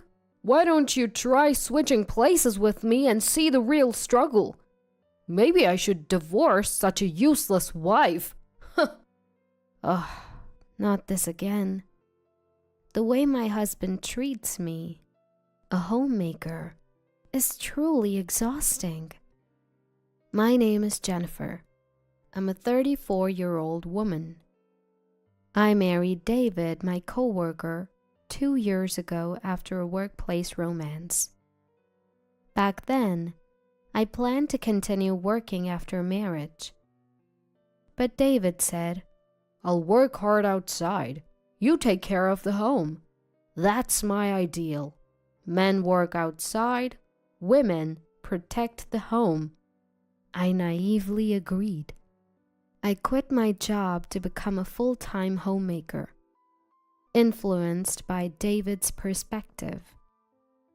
I used to be easily swayed by others' opinions. Above all, I deeply loved David. So, I followed whatever he said without questioning. I guess I was blinded by love. If only I had stood my ground and not quit my job. Maybe things wouldn't have turned out this way. That's what I still believe. People think homemakers just laze around at home all day. But in reality, it's not like that. Cleaning, laundry, neighborhood meetings, they all consume more time than one might think. Doing all these tasks daily by myself is honestly tough. Employees get weekends off, but homemakers don't. So, on Sundays when David's home, I'd ask, "Hey, I'm a bit busy. Could you help clean the bathroom?" But he'd instantly get grumpy. Seriously? I work every day to provide, and now you want me to work at home too? Who do you think provides the meals?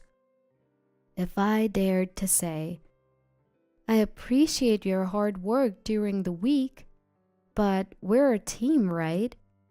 Can't you help out a bit on your days off?" David would snap back.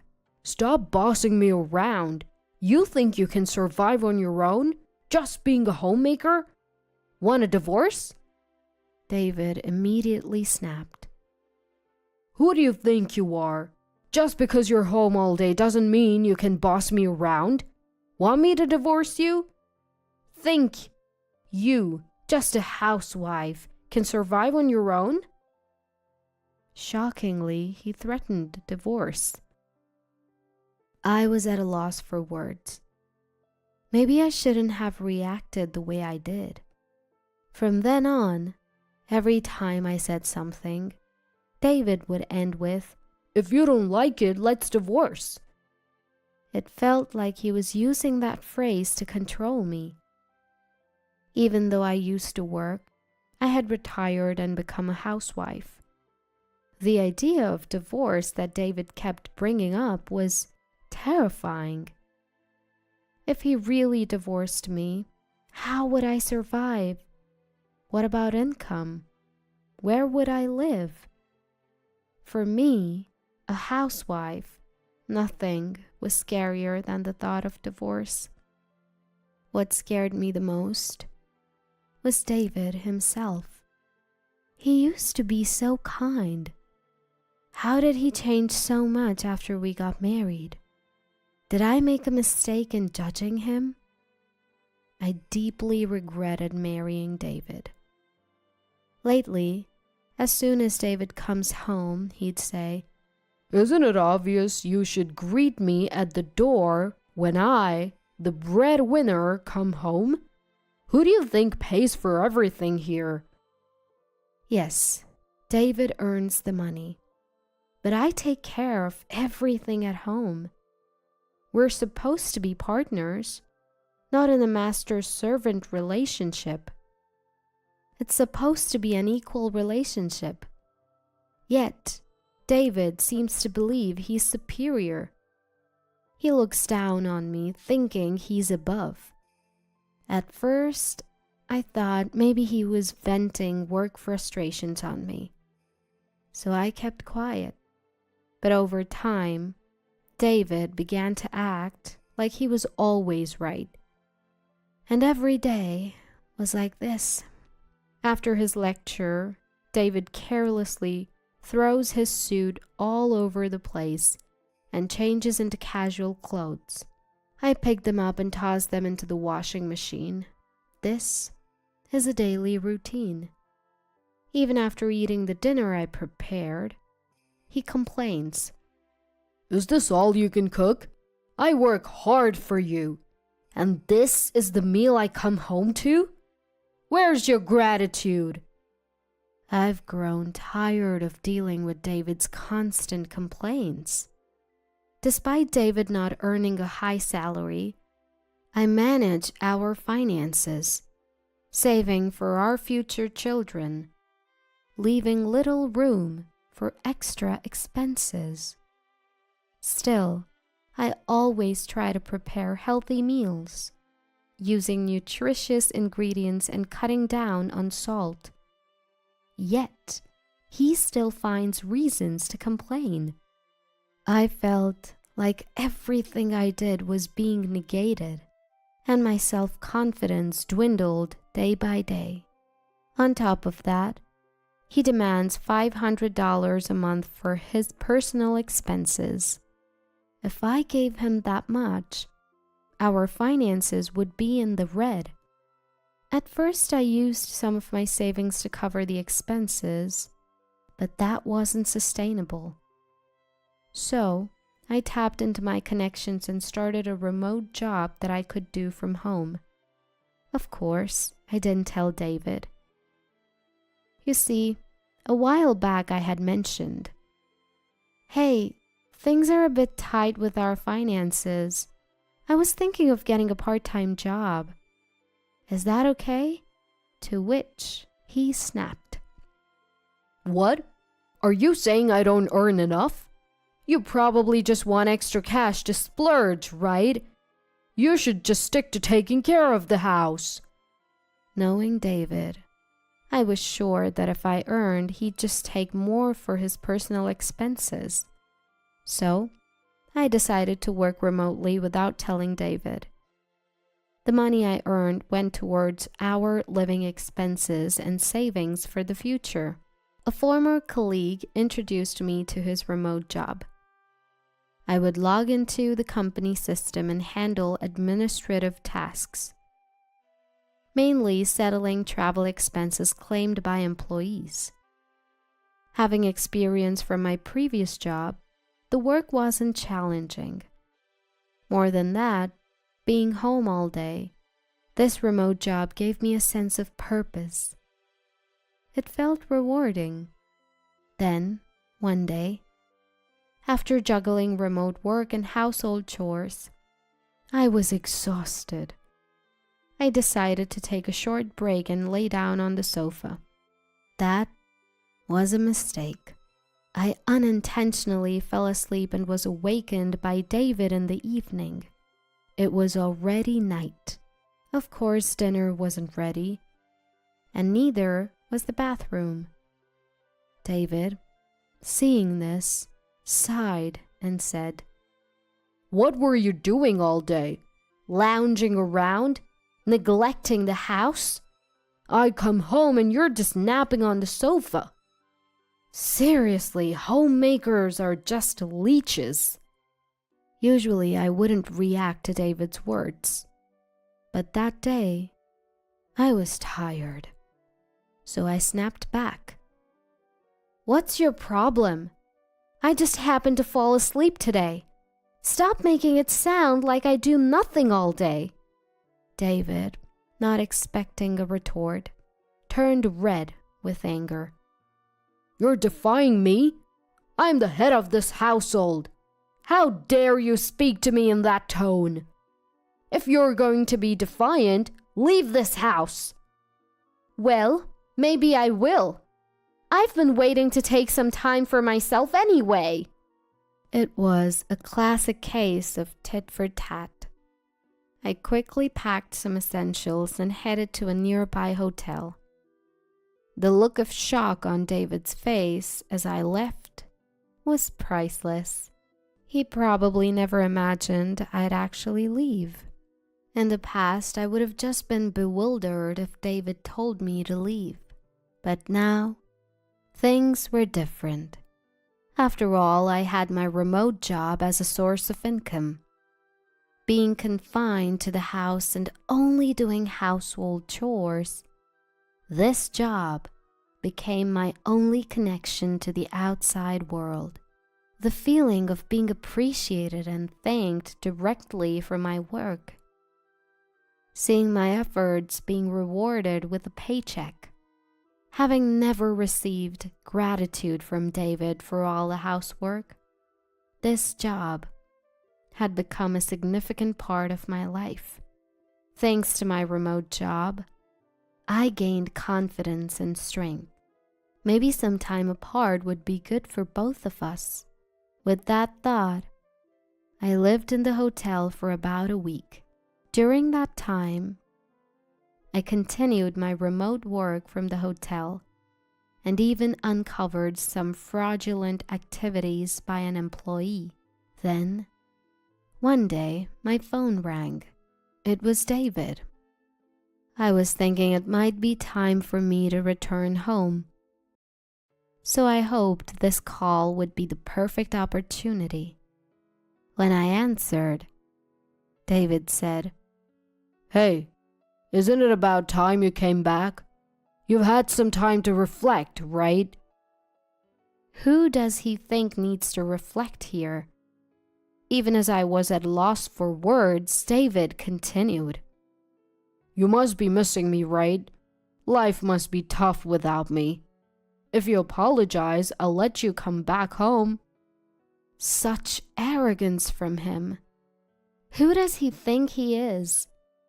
So I decided to play it humble and said, I'm really sorry. It was my fault. I miss you every day. Please let me come back home. To my surprise, he responded with such relief. I knew it. You can't handle life without me. Fine, come back home. He couldn't even see through my act. I was taken aback, but decided to return home with an innocent face. When I got back, the house was a complete mess. Clothes were scattered all over the floor, with no place to step. Trash overflowed from the bin, giving off a foul smell.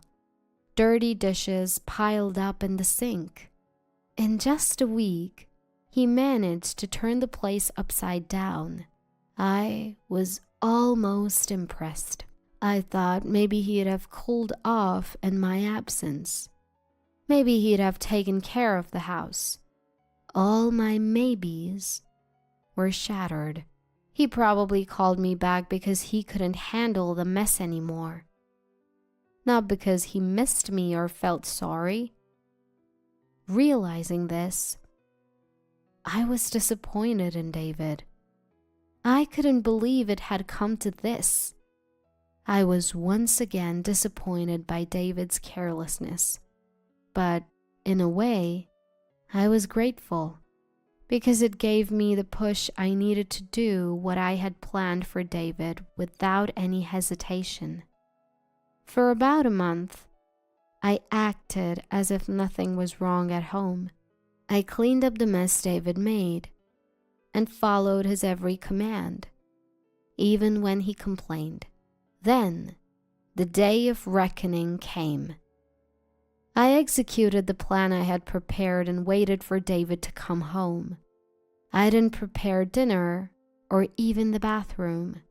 When David came home, he was angry that I hadn't greeted him at the door or prepared dinner. I simply apologized. I'm sorry, I was so busy today and couldn't get to it. Feeling empowered by my submissive attitude, David lashed out even more than usual, and then he said those words. You're just a parasite, you know. You can't earn money and can't even manage the house properly. I wonder what would happen to a woman like you if we divorced. Maybe I should just file for divorce, huh? I had been waiting for him to say that. The word divorce that David flaunted like a badge of honor. With a smile, I replied, You don't need to file. I've already prepared the divorce papers.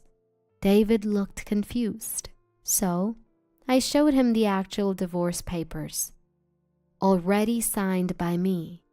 All you need to do is sign. David started to panic. Of course, he never expected me to agree to a divorce. What? No. You'd be the one in trouble if we divorced, right? Don't worry. I'll be just fine. Haven't you noticed? Look around the house. Don't you see? David looked around frantically. Where's the TV? The fridge is gone too. What's going on? Oh, did you forget? I brought the TV and the fridge when we moved in. So, it's only natural that I take them with me when we divorce. I had everything I bought removed by professionals. Wait, you can't divorce me. How will you survive without my income? See, I sighed. Don't you get it? The person handling expense claims at your company, that's me. We never met face to face, only communicated through chat or email. So you never realized. Yes, I was working remotely for my former workplace, which is David's company. The old acquaintance I mentioned was a colleague from that company. I had been hired part-time on the condition of remote work. I used my maiden name as my family name and kept my first name. At first, I thought David might find out. But that was needless worry. For me, David had long forgotten my maiden name. I'll tell you one last thing. Your expense claims were clearly off compared to others.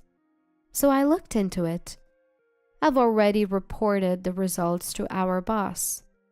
The employee misconduct I discovered while at the hotel was none other than David. While handling David's expense reports, I found several suspicious claims. Claims for travel expenses, for supposed business trips and hotel stays. But as his wife, I knew David was home on those days. David was trying to embezzle money by claiming fake business trips. He probably thought he'd gotten away with it. But as his wife, it was clear to me he hadn't actually gone on those trips. So I cross-referenced his past claims with his actions on those days and investigated all his fraudulent claims.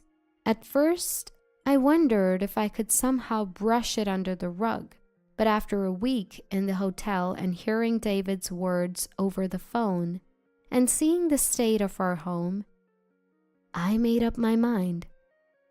I'd be the one to end things with this man. I've already reported it to our boss, and I've asked for appropriate action to be taken. Tomorrow, when David goes to work, he'll be called into the boss's office and questioned severely. He was misusing company money after all. It's only right. Thank you for everything. I'll be happy on my own. Goodbye. My belongings have already been shipped to my new place.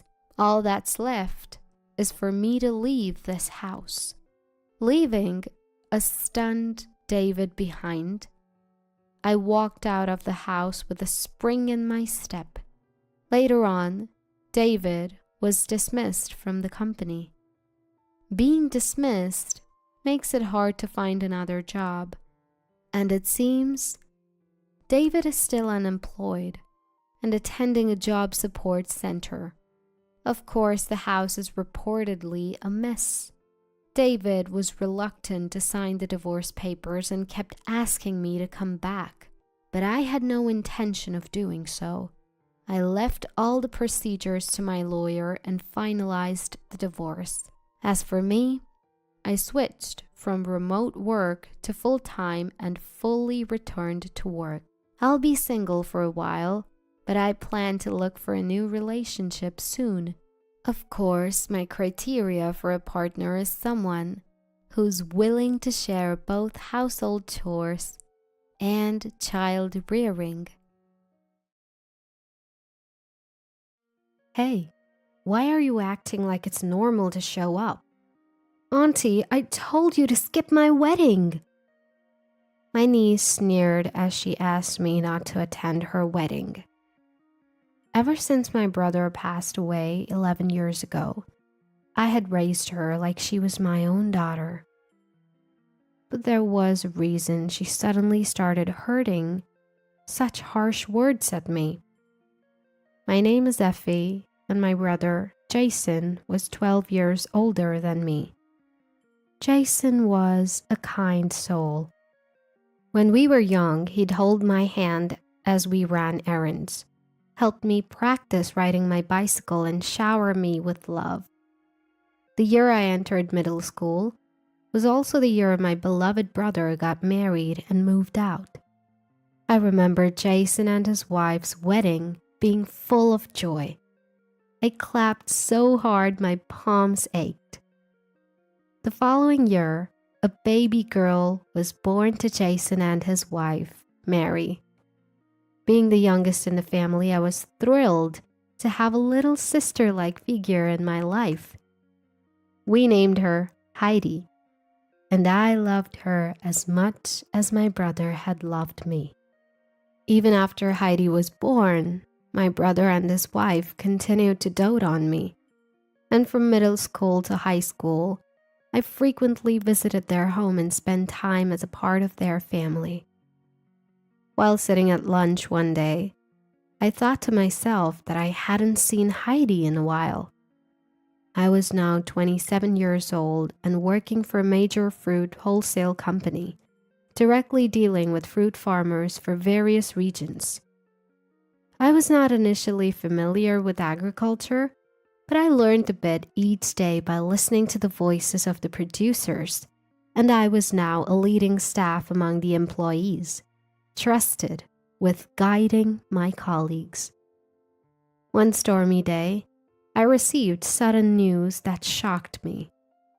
That day, a typhoon was approaching, and we finished work a bit earlier than usual.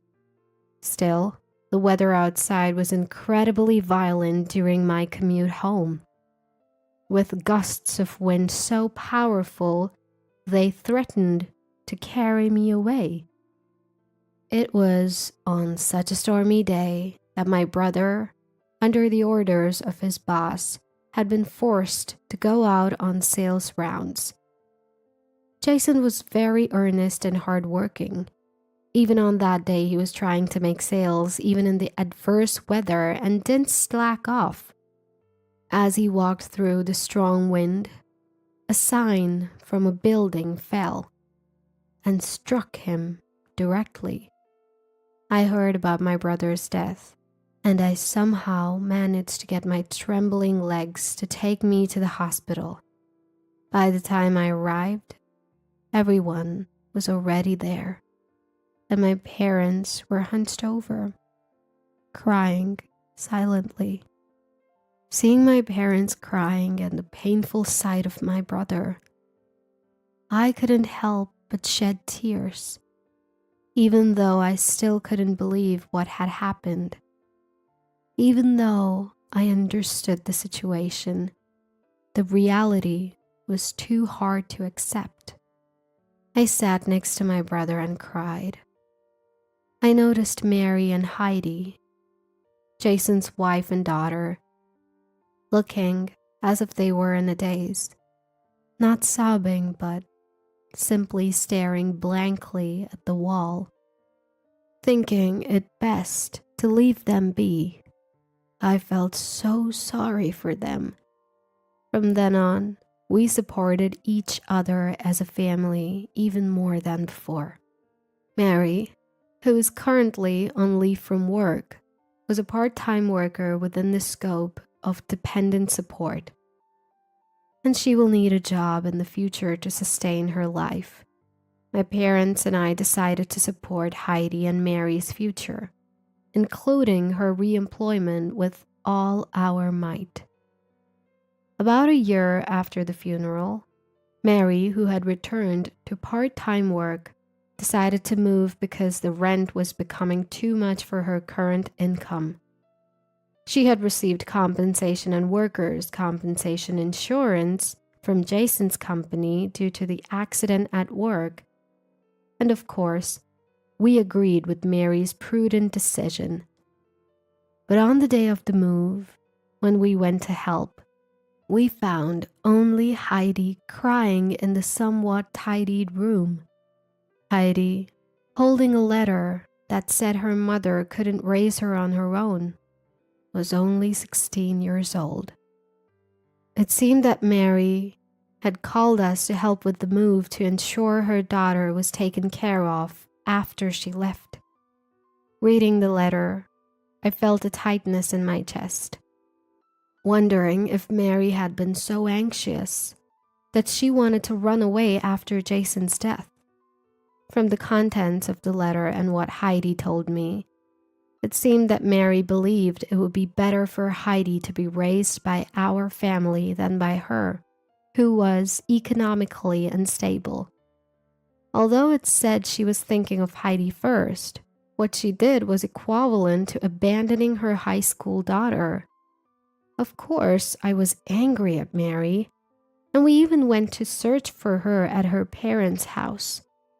However, the people who came out of the house were a family we didn't know, and we learned that not only Mary, but also her parents had moved. We contacted Mary's relatives, but there was no family willing to live with Heidi, who was a high school student and had the prospect of significant expenses for college. As a result of our discussions, we decided to take care of Heidi in my house with the support of my parents. Despite the difficult times, Heidi smiled and said, "Effie, please take good care of me." And I hugged her tightly. 11 years have passed since then, and Heidi graduated from college and found a job at a local company. When she brought up a serious conversation, I felt the passage of time and nodded. "You're 27 now, after all." Seeing that, Heidi blushed a little and said, "Effie, I'm getting married." She met her boyfriend through a friend, and he was 1 year older than Heidi, and he seemed like a gentle and fine young man from the pictures. According to Heidi, he really cares about her, and although he is usually reliable, he can be a bit off at times, and she likes that part of him too. I was really happy and repeated congratulations so many times that Heidi was amazed. The man seems to be quite busy, and I haven't met him face to face yet. Heidi would try to set up dates for me to see him, but it always falled on days that I was busy.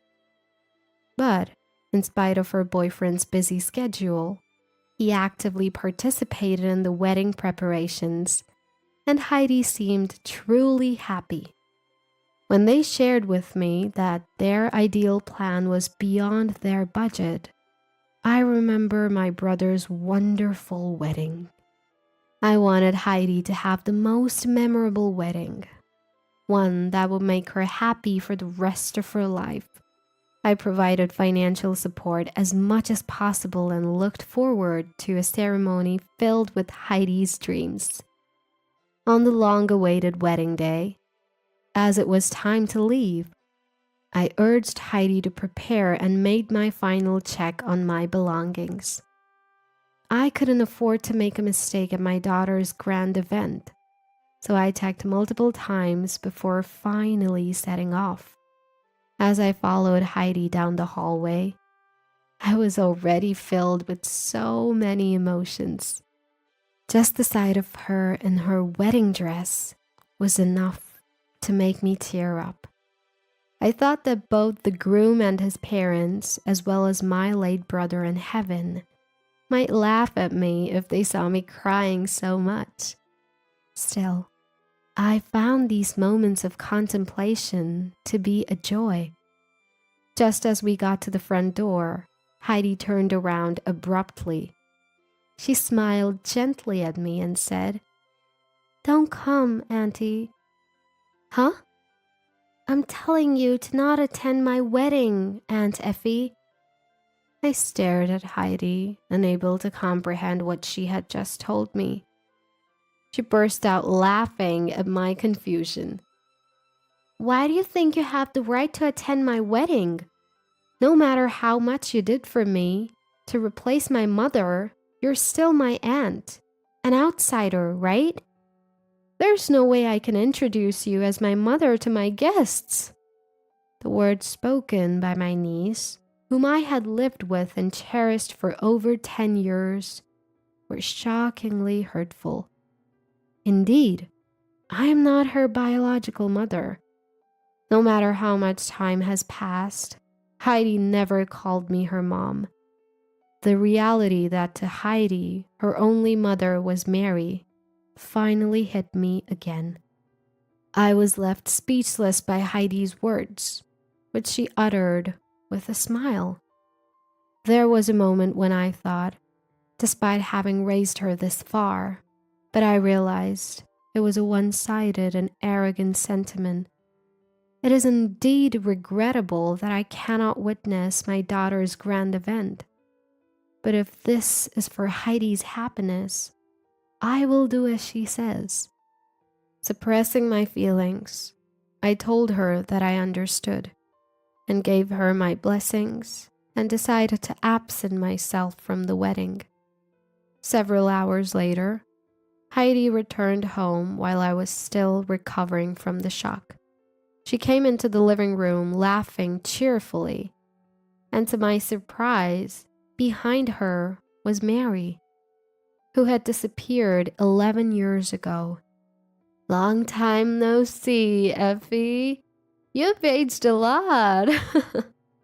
Mary, who made quite a light-hearted entrance, extended her hand towards me the moment she saw my speechless face. "I'm sure you know that my daughter got married. Give us a gift. $10,000 will do. You'll be down to offer Heidi that amount, right, Auntie Effie?" Her red lipstick-clad mouth curled into a smirk. Heidi, standing next to Mary, echoed her mother's words with a similar smile.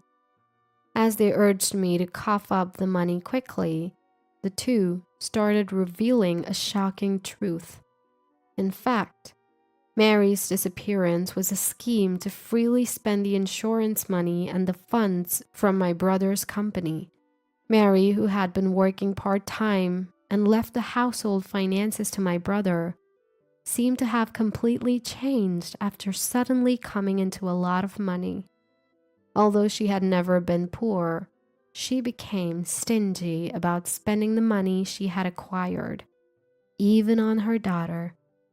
Once she realized that she could control everything, her greed led her to use me, a single woman with a stable life, to raise Heidi so she could save on major expenses like college tuition.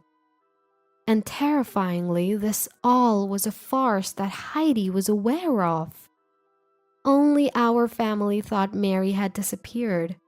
She and Heidi were secretly contacting each other on their phones to prevent us from finding out, and they eventually started meeting once a month. When Heidi became a college student, her spending increased dramatically, and I heard she had started a part-time job, but in reality, she was receiving pocket money from Mary and hanging out.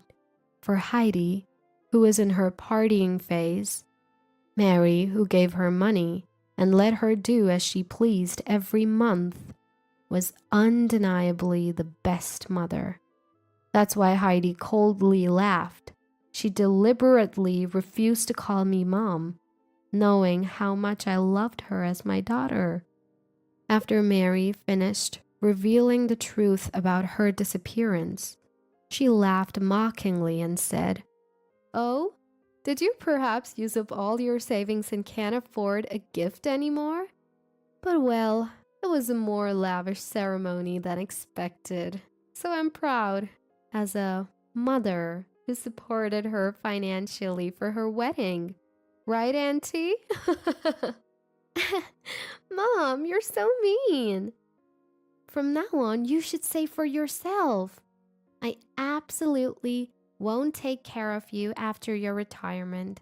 It was fun being your pretend daughter, but bye-bye now. The two of them laughed heartily, stating that they would take the wedding expenses as a combination of a wedding gift and severance payment. They declared to cut off ties with me and left the house, claiming to attend their after party and dinner with friends. Left behind, I was too overwhelmed by shock to comprehend the events of the past 11 years. About 30 minutes later, my parents arrived. They had been shocked at the wedding when Mary appeared as Heidi's mother, but didn't want to ruin their granddaughter's big day, so they stayed put until the ceremony ended. Afterwards, they had been looking for Mary. Unable to find her and unable to reach me, they decided to check on me at home. Seeing my parents, I broke down in tears. When I tearfully confessed everything about Heidi and Mary's scheme, my parents were furious. However, even if my parents wanted to talk directly, it seemed that Heidi had already switched off her phone and we couldn't reach her. We could have tried to locate Heidi through Jason's family, but we had raised Heidi because we wanted to. Confronting them would make us feel better, because we never expected anything in return. We could have hired a lawyer to claim back my money, but I just didn't have the courage to sue my own daughter, whom I had cherished and raised for over 10 years. After discussing the situation, we decided to let it go, as they wished. We decided to sever our ties and bury everything in the past. Once free from the situation, I took the bold step of resigning from the company I had been working for and started my own fruit wine manufacturing business. I used domestically produced fruit that could be sold due to irregular shapes or fruits that were partially damaged due to weather conditions to develop and produce my products. My new venture, which I started with the idea of reducing fruit waste while still working at my previous company, gradually gained support from not only farmers but also various supporters due to the growing concern about food waste. Though it was challenging as I embarked on this new journey, the connections I made during my corporate career helped me immensely, and I made steady progress.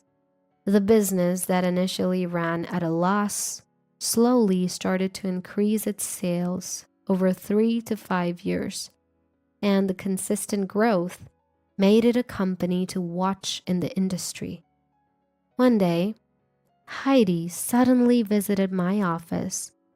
She was already crying when she arrived and ran towards me as soon as she spotted me. Surprised, but not wanting to cause a scene, I took her into the reception room. "Effie, I'm really sorry for everything. I've reflected on my actions and I need your help. I'm still like a daughter to you, right? After all, we lived together for such a long time. I'm really in trouble, Effie. Please help me financially." A woman, now well over 30, sobbed like a toddler. A receptionist who Heidi seemed to have pushed past arrived, out of breath with several other staff members, all trying to drag Heidi out of the office. Watching this scene, I felt disheartened. She was, after all, after my money. According to Heidi, by the time Mary had appeared before me, She had almost exhausted all the money she had.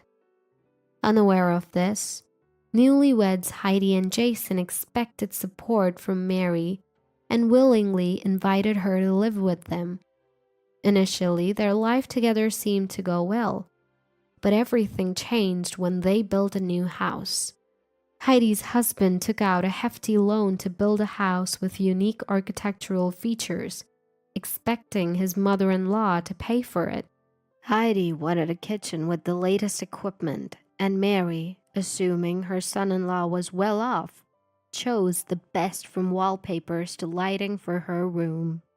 Their loan turned out to be a heavy burden as everyone was relying on someone else's money. To make matters worse, their lifestyle was beyond their means, and Mary's money was already depleted. Even so, Mary, claiming to have given Heidi enough pocket money, started asking for money and never worked. This drove Jason to gambling out of stress from his mother-in-law's outrageous behavior. Unbeknownst to Heidi and Mary, Heidi's husband even accrued debt under their names, leaving their household finances in shambles, regardless of how much Heidi worked. "We're now trying to sell the house as his parents suggested, but we can't find any buyers. Mom gets fired every time she tries to work, and both my husband and I are exhausted from working overtime every day. You're the only one I can rely on, Effie. If I'm not happy, Dad wouldn't be able to rest in peace either, right?" Heidi, desperately appealing to me, reached her hand out while being escorted by my staff, smearing her face with tears and snot as she asked for money. I was slightly relieved to find that my heart was unmoved by this spectacle.